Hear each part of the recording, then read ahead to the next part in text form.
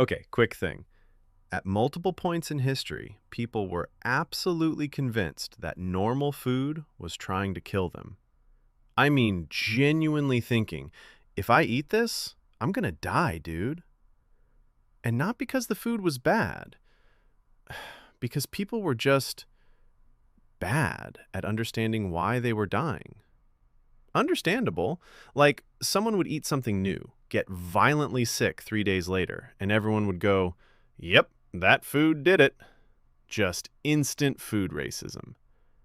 And yeah, they were wrong almost every single time. Anyway, let's start with the one Europe beefed with the hardest: tomatoes. The worst enemy of Europe in the 16th century? Tomatoes arrive from the Americas, and Europeans immediately go, "Nope, that thing looks illegal." They're related to nightshade plants, which are poisonous, so people just went, "Same family, same crime, I guess." Some places straight up called them poison apples.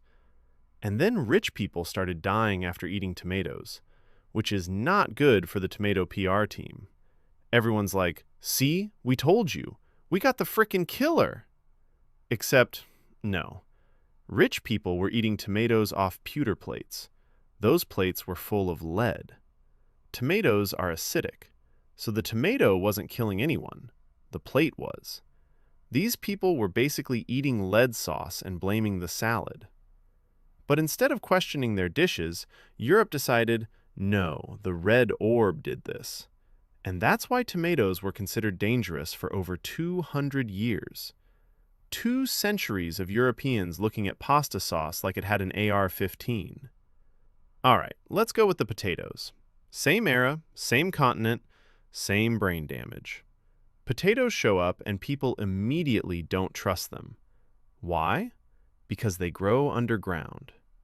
Yep, that's it. That's the reason. Anything that came out of the dirt was considered unnatural, sinful, or cursed. Also, potatoes weren't mentioned in the Bible, which at the time was basically the instruction manual for reality. No Bible mention? Kinda sus. People blamed potatoes for diseases like leprosy because, why not? Some countries banned them outright. Others tried to force people to eat them. One government had an incredible plan. They planted potato fields and put guards around them. Not to protect the potatoes, to make them look valuable. People saw guarded food and went, "Oh shit, they don't want us to have that. Must be good as fuck."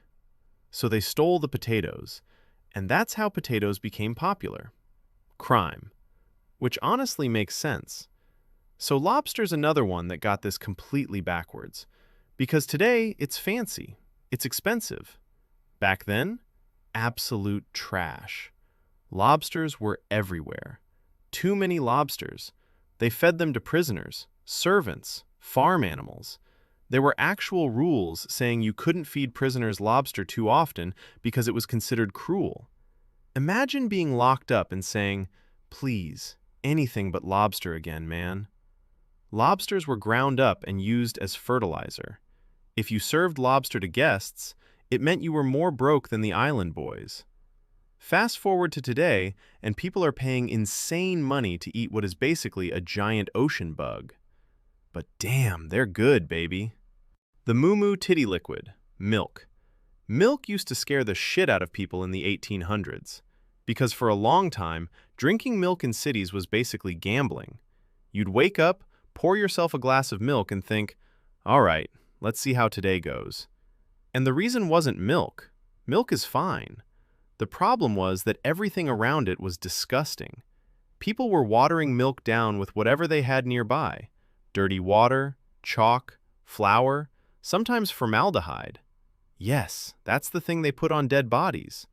Because apparently at some point someone went, milk spoils fast. What if we just poison it on purpose because YOLO? There was no refrigeration, so milk went bad almost immediately. And people still drank it because they were built different. Naturally, people didn't go, "Hey, maybe the milk is contaminated." No, they went, "Milk itself is evil."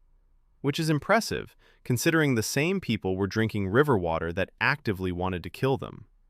Then doctors finally show up and say, "Okay, hear me out.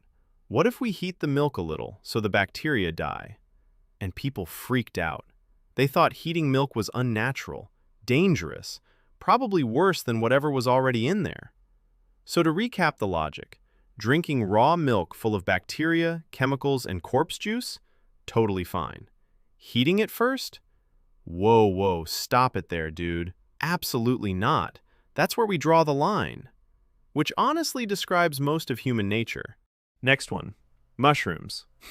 Back in medieval Europe, like picture 1200s France or Germany, mushrooms were basically treated like Russian roulette. Because some are food, some are poison, some make you see God in colors you've never seen before, and they all look like the same wet umbrella. So a lot of people just went, yeah, nope, not eating mushroom roulette. Also, mushrooms were associated with witches, madness, and divine punishment. And if someone ate a mushroom and died, that proved mushrooms were evil. If someone ate one and didn't die, that person was suspicious, like, okay, why are you fine though? That's the whole vibe. Confusing food equals cursed food. Either way, mushrooms lost. Another one is chocolate. When chocolate showed up in Europe, people didn't think it was a dessert. They thought it was a problem. Not, this shit tastes bad. More like, this is doing something weird to my body. Doctors argued about it nonstop. Some said it was medicine. Others said it overheated your blood, messed up your humors, and slowly ruined you. Basically, they acted like it was meth.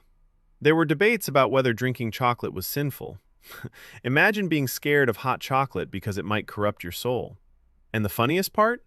Everyone arguing about this was already drinking his body weight in alcohol. But yeah, the cocoa drink was the real deal. So, that's it. None of this makes sense. It didn't then. It still doesn't. Moving on. Thanks for watching.